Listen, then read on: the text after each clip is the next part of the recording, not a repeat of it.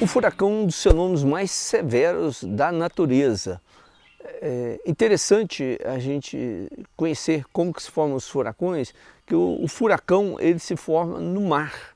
O furacão ele não forma sobre o continente. Ele começa, assim, a temperatura da água do mar, regiões tropicais normalmente, entre o Trópico de Capricórnio e o Trópico de Câncer. Então, aqui nós temos aqui uma frequência muito grande de furacões, né, no Atlântico Norte, próximo da África. A temperatura da água do mar fica entre 27 graus e 28 graus. Então, quando a temperatura da água do mar aumenta, há uma evaporação. Essa evaporação ela acaba formando uma tempestade que nós chamamos de tropical. Essa tempestade ela se forma e à medida que ela vai se deslocando, porque ali tem uma grande massa de ar que ela gira no sentido horário, então ela pega essa tempestade e ela vai deslocar ela no sentido das ilhas do Caribe ou no sentido dos Estados Unidos. Então, à medida que vai deslocando, se a temperatura da água do mar continua elevada, ela vai ser alimentada de umidade e com isso ela vai aumentando o tamanho. Essa tempestade tropical já é uma baixa pressão. Com ela aumentando de tamanho, intensifica essa baixa de pressão. Vamos dizer, dentro de uma baixa de pressão nós temos uma variação da pressão atmosférica muito grande, com isso vai gerar ventos muito fortes. Quando o vento tem uma velocidade acima de 118 km por hora, aí nós batizamos de furacão. Então o furacão, às vezes você tem uma tempestade com 100 km por hora, ventos fortes, chuvas, muitos raios e o vento ainda não chegou a 118, então nós chamamos de tempestade tropical. Ele só é batizado de nome de furacão quando o vento atinge 118 km por hora. O furacão é um fenômeno muito fácil de se prever, o início da formação e também até o processo, vamos dizer, a trajetória dele e a dissipação, como é que vai acontecer. Vamos dizer, a vida do furacão você pode monitorar. Um furacão, em média, ele demora no mínimo 3 dias para chegar até o continente. Então, ele dá uma antecedência muito grande para você dar alertas, avisar, né, de que ele vai chegar. Nós temos furacões que às vezes demoraram mais de 10 dias. Às vezes se formaram muito próximo da África, deslocaram, passaram lá na região ali perto de Cuba, né, na ilha, e depois entraram pelo Golfo do México. A temperatura da água do mar estava muito alta, então com isso o furacão ganha intensidade. Quando ele entra no continente, o que é mais prejudicial no furacão é o volume de precipitação. Às vezes acontece em um só dia mais de 1000 milímetros. Quer dizer, é uma chuva que cai quase que o ano inteiro, aqui em várias cidades de Minas Gerais, ocorre durante um dia só.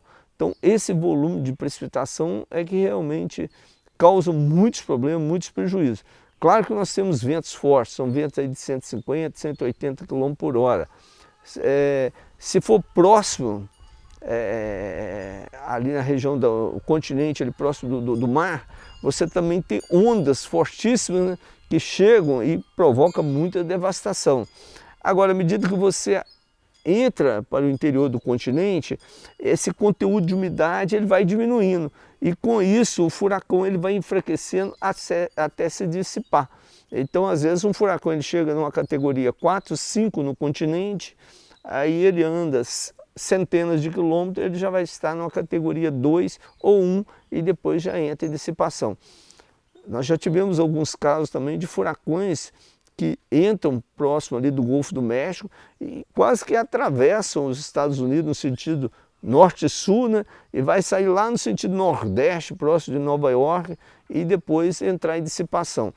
Muitos furacões, às vezes, eles vêm próximo da costa dos Estados Unidos e à medida que ela avança para a latitude mais alta, a temperatura da água do mar está muito fria. Então, com isso, eles entram em dissipação. Então, essa é a vida de um furacão, né?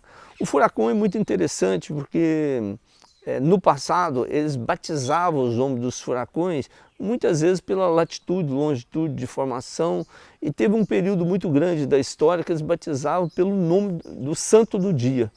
Então, se ele nascesse, vamos dizer, sei lá, no dia 13 de setembro, eles iam olhar, olhava lá qual que era o santo do dia e batizava aquele furacão. Esse furacão é o santo fulano de tal.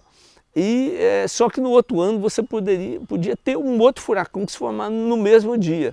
Então ficava complicado assim esse batismo. Em 1953 nós tivemos um autor assim muito famoso lá nos Estados Unidos. Ele acabou escrevendo um belíssimo livro que eu tenho, uma cópia dele, que ele contava a vida de uma tempestade. E ele batizou essa tempestade com o nome de Maria.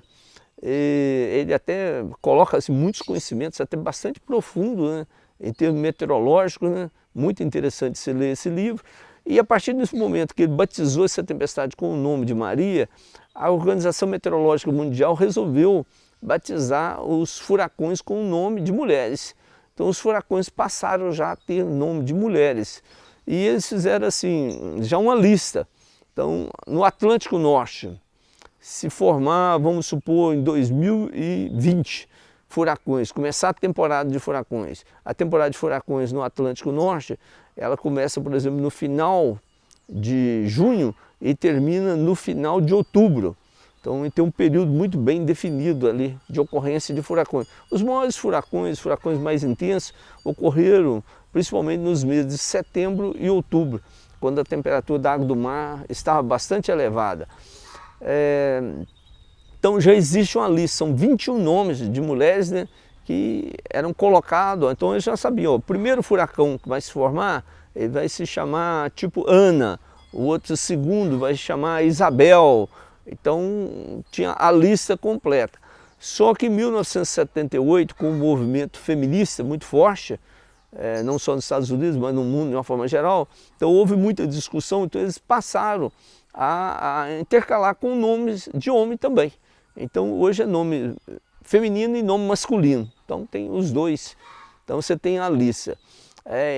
Em 2005 nós tivemos aí um número muito grande de furacões que atingiu os Estados Unidos e acabou a lista, os 21 nomes. Então quando acaba a lista, aí você entra nas letras gregas, né? Então aí entra o furacão alfa, o furacão beta, o furacão gama, então você vai ter outros com nome de letras gregas, né? Porque acabaram os 21 nomes que foi dado. O que tem se observado é que nos últimos anos, né, somente nos últimos 30 anos, o número de furacões que tem ocorrido, a quantidade tem sido muito alta e a intensidade dele também tem sido bastante elevada. Às vezes se observa numa temporada de furacões, 3, 4 furacões com intensidade 4 e 5, então muito alta, né? Nem sempre esses furacões, né, vão atingir o continente, porque às vezes eles acabam se dissipando no próprio oceano, mas em determinados momentos eles têm às vezes intensidade 4 ou 5, né? Então isso é muito comum de se observar. Mas furacões com categorias 1 e 2, e às vezes através da imagem de satélite, a gente observa num determinado dia 3, 4 furacões se organizando, né? Um já com intensidade um pouco mais forte, um já em dissipação, outro em processo de formação. Então é muito interessante esse monitoramento aí, tanto do Atlântico Norte como do Pacífico Norte também, tem um volume bastante grande. Agora, principalmente nos últimos 2 anos, teve uma coisa bastante interessante que aconteceu, que a África, normalmente ela não é atingida por furacões, e nós já tivemos 3 furacões que atingiu a África nos últimos 2 anos. Então foi assim uma coisa bem atípica do que nós observávamos dentro da meteorologia. A Índia, Bangladesh, é muito comum ser atingida por furacões. A China, o Japão também tem rotas de furacões que atingem ali aqueles países. E aqui no Brasil, nós nunca tínhamos ouvido falar ou existia, ou pelas pesquisas científicas, uma possibilidade de ter um furacão.